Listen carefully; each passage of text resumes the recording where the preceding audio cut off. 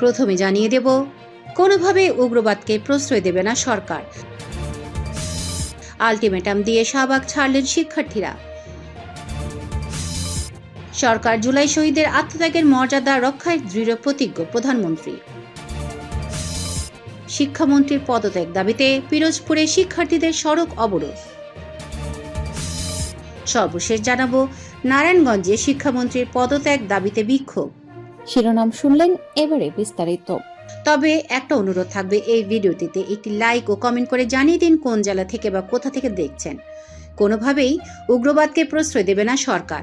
প্রধানমন্ত্রী তারেক রহমান বলছেন, বর্তমান সরকার কোনোভাবেই কোনো চরমপন্থা বা উগ্রবাদকে প্রশ্রয় দেবে না। আমরা সরকারি ও বিরোধী দল কোনো বিষয়ে দ্বিমত করলেও অনেক বিষয় একমত হয়েছে। উগ্রবাদ ও চরমপন্থাকে প্রশ্রয় না দেওয়ার প্রশ্নে বিরোধী দলের সম্পূর্ণ সহযোগিতা পাবেন বলে আশা প্রকাশ করেন তিনি। বুধবার জাতীয় সংসদের ত্রয়োদশ জাতীয় সংসদের অধিবেশনের সমাপনী ভাষণে প্রধানমন্ত্রী এসব কথা বলেন। প্রধানমন্ত্রী বলেন, সংসদের রীতি অনুযায়ী বিরোধী দলের সঙ্গে আমাদের মতভিন্নতা থাকবে, তবে অবশ্যই শত্রুতা নয়। প্রতিহিংসা প্রতিশোধের পরিবর্তে থাকবে ন্যায়পরায়ণতা। বিরোধী দলীয় নেতার সঙ্গে একমত হয়ে বলবো, এই বাংলাদেশ আর যাতে কখনো কোনোভাবেই ফ্যাসিবাদ স্বৈরাচার মাথা চারাদায় উঠতে না পারে, আর যাতে এই প্রিয় মাতৃভূমি তাবেদারি রাষ্ট্রে পরিণত হতে না পারে, এই প্রশ্নে বিরোধী দল এবং সরকারি দলের মধ্যে রয়েছে জাতীয় ঐক্য। যে কোনো মূল্যে এই ঐক্য অটুট এবং বজায় থাকবে ইনশাল্লাহ। নতুন কর্মসংস্থান তৈরির আশা প্রকাশ করে সংসদ নেতা বলেন, ভবিষ্যতে আমরা যদি স্বৈরাচার তাবেদার রুখতে চাই, তাহলে অবশ্যই রাষ্ট্র ও জনগণকে রাজনৈতিক ও অর্থনৈতিকভাবে শক্তিশালী করতে হবে। বর্তমান সরকার কেবল শ্রেণী পেশার মানুষকে সহযোগিতার জন্য কার্ড প্রদান করবে তা নয়, আর্থিক সক্ষমতা আমরা অবশ্যই তৈরি করব। একই সঙ্গে আমাদের মূল লক্ষ্য হচ্ছে কর্মসংস্থান সৃষ্টি করা। সেজন্য আমরা বিভিন্ন সেক্টরে ভাগ করে পরিকল্পনা নিয়েছি, যার ফলে আশা করি আমরা কোটি মানুষের কর্মসংস্থান সৃষ্টি করতে পারব। বৈষম্যহীন বাংলাদেশ গড়ার অঙ্গীকার করে তারেক রহমান বলেন, আমাদের শহীদরা এমন একটি বাংলাদেশ চেয়েছিলেন যেখানে ন্যায় বিচার ও ন্যায়পরায়ণতা হবে শেষ কথা। যে বাংলাদেশে ধনী গরিব কেউ বৈষম্য শিকার হবে না, সেই বাংলাদেশে চরমপন্থা বা উগ্রবাদের ঠাঁই হবে না। এই বাংলাদেশে মুক্তিযুদ্ধের চেতনার নামে কেউ মানুষের গণতান্ত্রিক অধিকার হরণ করবে না। শহীদের রক্তের ঋণ শোধ করতে হলে এই বিষয়গুলির প্রতি আমাদের অবশ্যই নজর দিতে হবে। তিনি বলেন, নির্বাচিত এই সরকারের লক্ষ্য হচ্ছে জনগণ এবং বাংলাদেশের জনগণ। বর্তমান সরকার চায় বাংলাদেশকে একটি কল্যাণ রাষ্ট্রে পরিণত করতে, যেখানে সমাজের প্রতিটি শ্রেণী পেশার মানুষ ন্যূনতম রাষ্ট্রীয় সেবা পাবেন। এই পরিকল্পনা বাস্তবায়নের জন্য সরকার ইতিমধ্যে ফ্যামিলি কার্ড, কৃষক কার্ড সহ অন্যান্য কাজগুলো আমরা শুরু করেছি। আমরা সব কার্ড পর্যায়ক্রমিক সবার কাছে পৌঁছে দেওয়ার জন্য ধীরে ধীরে কাজ শুরু করেছি। এই সবগুলো কার্ডকে এক সময় আমরা ইউনিভার্সাল কার্ড নামে একটি কার্ডের মধ্য দিয়ে নিয়ে আসতে চাই এবং আমরা সেটা করব। বক্তব্যের শুরুর দিকে সংসদ নেতা মহান মুক্তিযুদ্ধ, 1975 সালের সিপাহী বিপ্লব, 2013 শাপলা চত্বরে গণহত্যা, 1990 সালের স্বৈরাচারী আন্দোলন, 2009 সালের বিডিআর বিদ্রোহ, গণতন্ত্র প্রতিষ্ঠায় ফ্যাসিবাদ সরকারের সময়ে শহীদ ও নির্যাতনের শিকার ব্যক্তি এবং জুলাই আন্দোলনে শহীদদের স্মরণ করেন। বাজেট অধিবেশনের সমাপনীকে ঐতিহাসিক মুহূর্ত উল্লেখ করে তারেক রহমান বলেন, বাজেট নিয়ে যারা চুলচেরা বিশ্লেষণ করেন তারাও বলেছেন এই বাজেটটি জনবান্ধব। এই বাজেটের সুফল জনগণের কাছে পৌঁছে দিতে আমি সরকারি প্রশাসন সহ সবার সহযোগিতা কামনা করি। তিনি বলেন, জনগণের কাঙ্ক্ষিত এই সংসদ প্রত্যেক সংসদ সদস্যর প্রচেষ্টায় জনগণের সংসদ হয়ে উঠেছে।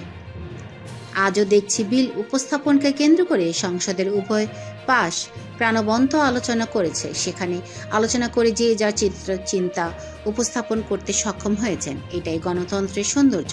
সংসদে গণতান্ত্রিক পদ্ধতিতে প্রতিটি সিদ্ধান্ত নেওয়ায় সবাইকে ধন্যবাদ জানান প্রধানমন্ত্রী।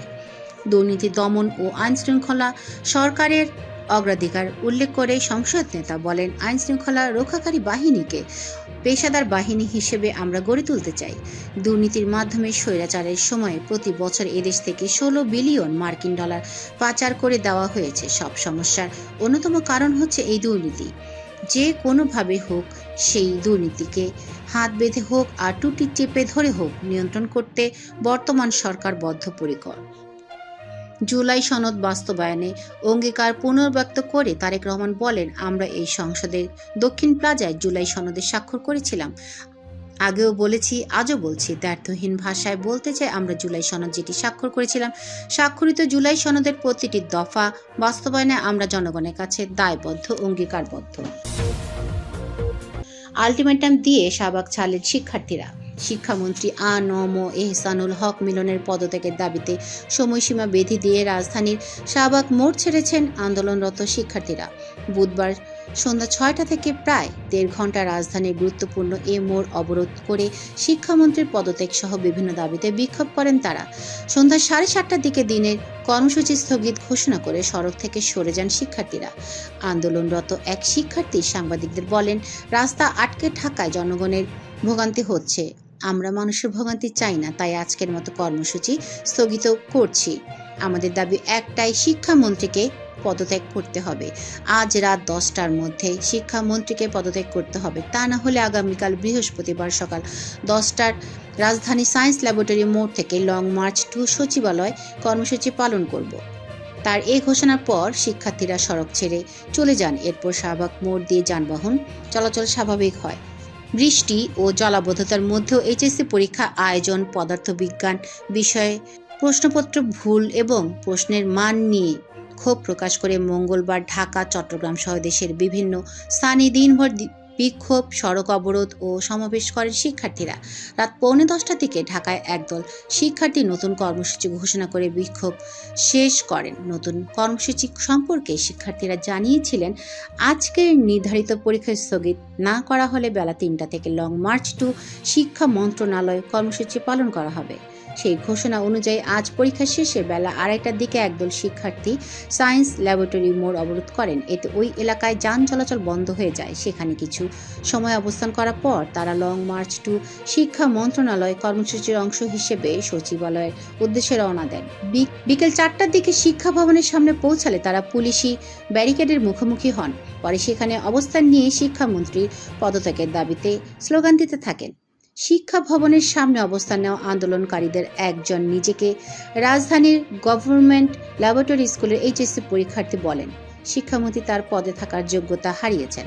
প্রতিটি প্রশ্নপত্রে ভুল থাকছে। ক্ষোভ প্রকাশ করে তিনি বলেন, মন্ত্রী বলেছেন, যারা ভুল প্রশ্নের উত্তর দিয়েছেন তারা পূর্ণ নম্বর পাবেন, আর যারা উত্তর করেনি তাদের কি হবে? এভাবে আসলে একটা পরীক্ষা হতে পারে না। আমরা তার পদত্যাগ চাই। সেখানে প্রায় 1.5 ঘন্টা অবস্থানের পর বিকাল 4:30টার দিকে শিক্ষার্থীরা শাহবাগ মোড়ের দিকে যান। সন্ধ্যা 6টার দিকে আন্দোলনকারী শিক্ষার্থীরা শাহবাগ মোড় অবরোধ করলে সব ধরনের যান চলাচল বন্ধ হয়ে যায়। শাহবাগে অবস্থানকালে শিক্ষার্থীরা শিক্ষামন্ত্রীর পদত্যাগের দাবিতে বিভিন্ন স্লোগান দেন।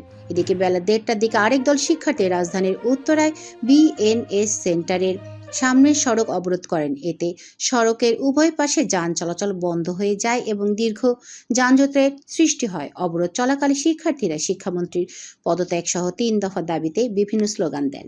অবরোধে অংশ নেওয়া শাহাজউদ্দিন সরকারি স্কুল অ্যান্ড কলেজের এক এইচএসসি পরীক্ষার্থী বলেন, শিক্ষামন্ত্রী আমাদের ফার্মের মুরগি বলেছেন, আমরা কি মুরগি? সেজন্য আমরা তার পদত্যাগ চাই। বিকাল 3:45টার দিকে উত্তরার শিক্ষার্থীরা লং মার্চ টু শিক্ষা মন্ত্রণালয় কর্মসূচি শুরু করেন। প্রথমে তারা হেঁটে কিছু দূর অগ্রসর হন, পরে পিক আপ সহ বিভিন্ন যানবাহনে করে শিক্ষা ভবনের দিকে যান।